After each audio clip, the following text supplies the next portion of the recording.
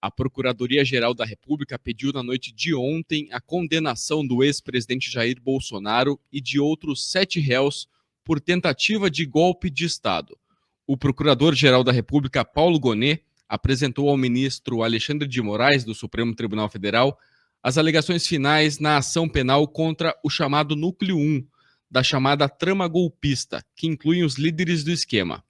Na avaliação de Paulo Gonet, Ogier, além de Bolsonaro, devem ser condenados os ex-ministros Alexandre Ramagem, Augusto Heleno, Anderson Torres, Walter Braga Neto e Paulo Sérgio Nogueira, e o ex-ajudante de ordens Mauro Cid, e também o ex-comandante da Marinha Almir Garnier. No documento, Gonet reforça o papel central exercido por Bolsonaro na tentativa de ruptura democrática, em atos que tiveram início em 2021 e culminaram nos ataques às sedes dos 3 poderes em 8 de janeiro de 2023. Essa, sem dúvida alguma, é uma das páginas mais lamentáveis da história da justiça desse país. Esta novela, de mais de 500 folhas, foi estruturada com base num objetivo histórico, de eliminar qualquer tipo de passagem do núcleo bolsonarista pela história recente desse país. Isso passa por outras atitudes também. O ministro Tony Toffoli, por exemplo, mandou apagar todas as provas da Lava Jato. E agora eles querem apagar a passagem de Bolsonaro pelo governo brasileiro, condenando a penas que podem atingir longos 43 anos. Veja, são homens todos estes citados, excetuando o dedo duro, o tenente-coronel, e outros de menor envergadura, dentre esses 7, mas o tenente-coronel, em especial, o dedo duro, que imaginou que, fazendo esse papel farsesco que fez, estaria livre das condenações, pois não está. Ele teve apenas um pedido de diminuição de pena. Então, ele vai pegar só uns 20, muito provavelmente, né, para aprender a não confiar no Gonet, não confiar no Alexandre de Moraes e não fazer esse papel deplorável que ele fez.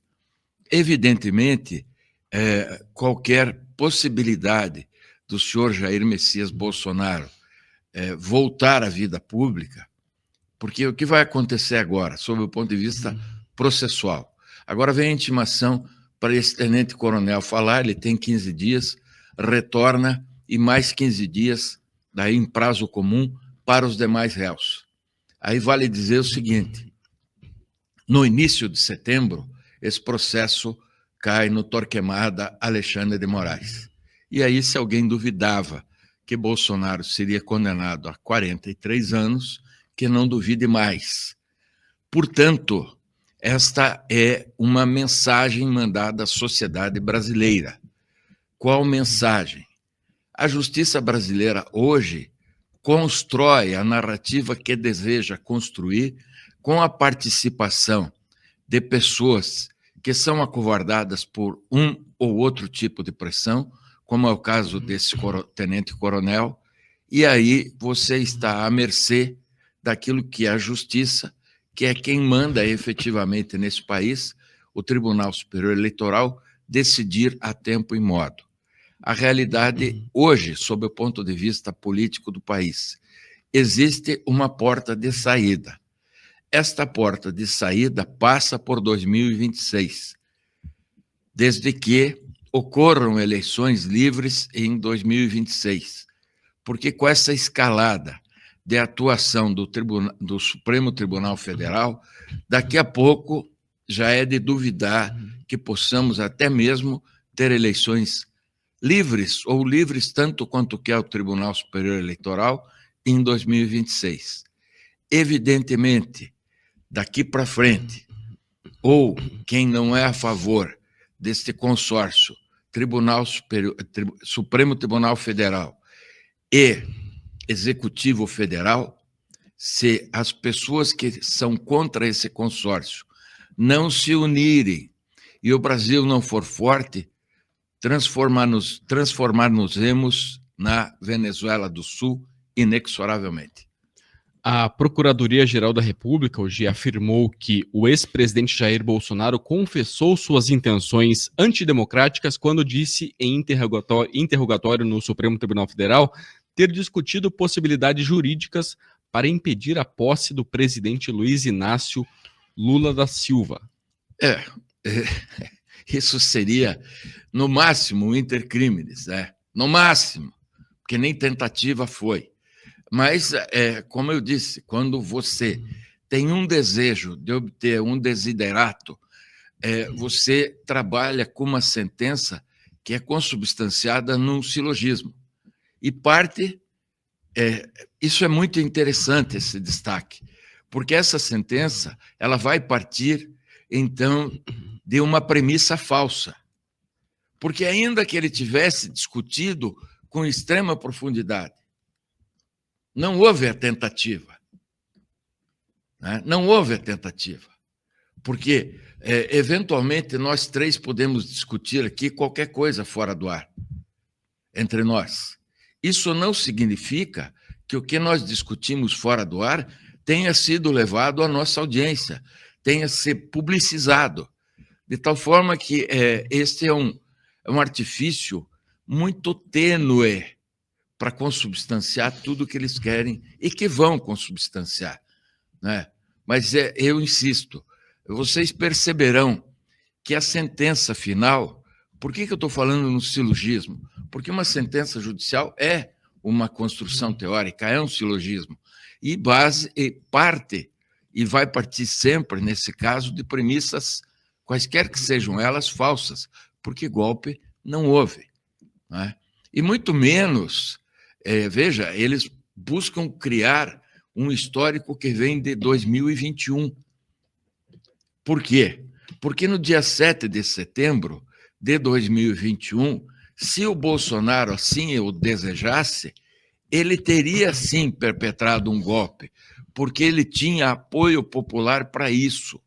Em 7 de setembro de 2021, houve a maior concentração histórica de brasileiros no dia da independência dessa pátria. Todavia, o Bolsonaro preferiu, naquela época, ouvir os conselhos do ex-presidente da República, que é o padrinho de Alexandre de Moraes. É isso. E o final da história, que não é bem o final, mas a parte semifinal da história veio a público nessa noite. Após esse pedido da PGR, Jair Sim. Bolsonaro pode ser condenado a até 43 anos de prisão. Vamos detalhar aqui os crimes nos quais a PGR destrinchou neste texto, Gie. Organização criminosa, penas de 3 a 8 anos, com até mais 4 anos pelo majorante de emprego de arma de fogo e até mais 5 anos pelo concurso de funcionário público. Pois é, arma de fogo era o batom da moça lá na Tinha arma de fogo na manifestação? Claro que não, né? Tinha batom, bastante, tá? Tinha outro, o mendigo que foi lá e queria comer churrasco e tal. Ponto 2. Abolição violenta do Estado Democrático de Direito. Penas entre 4 e 8 anos. Tá, foi abolido o Estado Democrático de Direito? Não, né? Pelo jeito, não. Golpe de Estado. Penas entre 4 e 12 anos. Pois é. E? Onde está o golpe? Cadê? Dano qualificado pela violência e grave ameaça. Penas de 6 meses a 3 anos. Pois é, onde? Deterioração... lá, ele estava nos Estados Unidos. Então acho que ele quebrou alguma coisa lá. Deterioração de patrimônio tombado. Penas de 1 a 3 anos. Pois é. Quem deteriorou patrimônio tombado? O cara que quebrou o relógio, por exemplo, infiltrado. São esses 5 principais pontos que traz a Procuradoria-Geral da República. Pois é. Vejam, só o elenco de acusações probatórias já demonstra quão literária é esta busca incessante de eliminar Jair Messias Bolsonaro da vida pública brasileira. Sempre lembrando, é um homem de 70 anos com saúde bem complicada em face. Ele era muito atlético e tal, porque é um militar do Exército Brasileiro, com formação em educação física, ex-PQD, né, ex-paraquedista e tal. Enfim, mas depois daquela facada, ele passou a ter uma saúde pessoal bem mais frágil. E ele, agora, uma particularidade para a audiência, ele é guloso, né? O Bolsonaro, ele não consegue fazer aquele regime que é tão... Ele vive aparecendo nas mídias e tal, comendo pastel e tomando caldo de cana. Imagine para o sujeito que levou uma facada dessa envergadura e tal, pastel e caldo de cana. Por isso que ele vive com problema, ele não consegue fazer.